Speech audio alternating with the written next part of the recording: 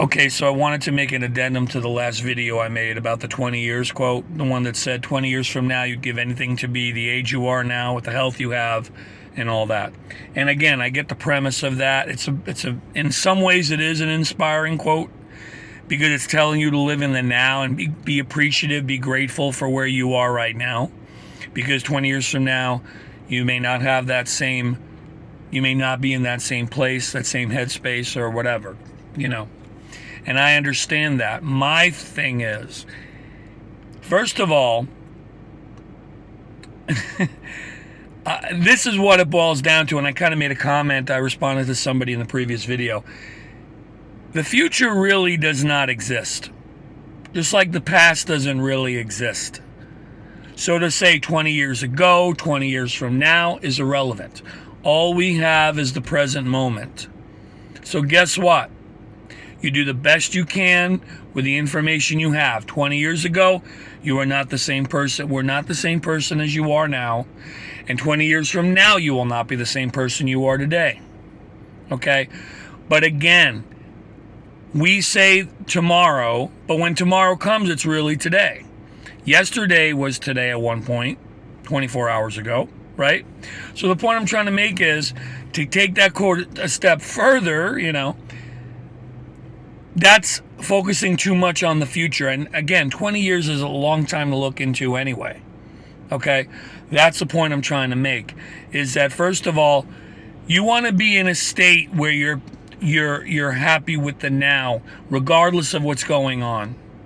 Okay? Now look, I understand. I've been there too. Some people have been in really, you know, in bad ways in the past where their now is not very pleasant, and I totally understand that. My heart goes out to them. I've been in situations like that too, you know. But here's the thing. The point I'm making is that no matter where you are in life, age-wise, stage-wise, whatever, you cannot look back on your past, on the earlier chapters of your life, because like I said, those are characters you don't play anymore. The earlier chapters of your life, whether it's 20 years ago or 10 years ago or whatever, and say, man, I wish I was back there again, because that's living in the past again. So even though you're looking into the future by saying, oh man, I know I'm going to wish I am where I am right now 20 years from now. You're basically saying that in 20 years you're going to be, you know, regretting where you were, you know, where you are then, wishing you were where you are now. Does that make sense? Like, in other words, you're looking into the future and looking into the past at the same time when you think of it like that. Because you're saying, man, 20 years from now, I'm going to wish where I am. I'm going to wish I was where I am right now. But that future version of you, which really doesn't exist, because the future will be the present at that time, you're saying that that version of you is going to be regretful of not, you know, appreciating where you are right now. Now, granted, regret is a human condition, but it's one of the lowest vibrations you can have. I've said that before. But that quote implies reverse regret, as if to say, man, 20 years from now, you don't want to look back and wish you were. Oh, come on. I understand, because I used to think this way too. You know? But again, and I mentioned it to this one person who commented, optimism and pessimism are earthly things. Yes, we have those. Okay?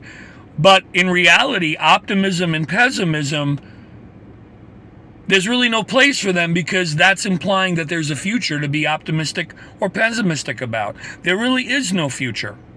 All we have is the now, the present moment. So 20 years from now, you should not be looking back today and being like, oh man, I shoulda, woulda, coulda, right? Painful. No matter where you're at that point. You know what I mean? You could look on it, you know, hopefully you'll be looking at it and say, man, I had a blast. Or man, you know, but not to regret things or wish that you were there again. I know we all do it. We're so obsessed with that stuff, you know. But at the end of the day, it's not helpful. It is not helpful because it gives you an aching that's not necessary. Now, look, I've lost loved ones. People have lost loved ones, and they'll say, man, I wish so-and-so were alive today or still here. I totally understand that. I get it. Believe me. However, I don't know what that says. Oh, I'm going to turn that. But yeah, man, two things happened at once there. The point I'm bringing out is you cannot try not to regret things. Try not to look back in a regretful way. So that's why that phrase rubs me the wrong way. That quote rubbed me the wrong way. It's implying that 20 years from now, all you have to look forward to is regret. Because you're not where you are today anymore. Does that make sense? So again, and I'll say it one more time, optimism and pessimism are both, while they are very earthly things and they're normal, there's really at the higher level no place for them because it's implying that a future exists. Because the only way you could be optimistic or pessimistic is to be thinking about the future. And in the truest reality, there is no future. All you have is now. So whether it's today or 20 years from now, you should be at peace with your now. From an earthly perspective, you may not be where you want to be. But at the highest level, hopefully there's a peace that comes with being in your now. That's all I wanted to say. And again, I hope that made sense. But it is normal to look back and say, man, we all do it. I understand that. I just feel when you start writing people's futures for them, that's where we start getting in trouble. So that's all. Because we're all individuals, and a lot of factors come into play. And remember, like the studies show about happiness, if you want to take it to an earthly level, how there's a you. Of course, look, some people are this way, some people are this way, but there's a lot of people in studies that appear this way as far as happiness goes. In their youth, right? They're here for happiness, then they hit that midlife issue, right? And then they start coming back up again, right? It's like it's a study. Many studies have shown that. But anyway, whatever mold, you could be a roller coaster. You could be this way. You can't predict because there is no future to predict in reality. It's all in the now. Okay? Yes, there are goals. There are objectives. There are, things that have to be done, with an earthly future in mind. But in reality, with the guidance of the higher, your higher self, there's the present, and the universe takes care of that. So, hope that made sense. But I just wanted to clarify because, I understand where that quote's coming from, but nobody really knows. And like I said, I've known countless people who are in a better place now than they were then, for whatever reason that may be, and. There should always be something, something to take from that, if that makes sense. But we're all individuals. We all have our own situations, our own scenarios. And just, take it one day at a time in the now.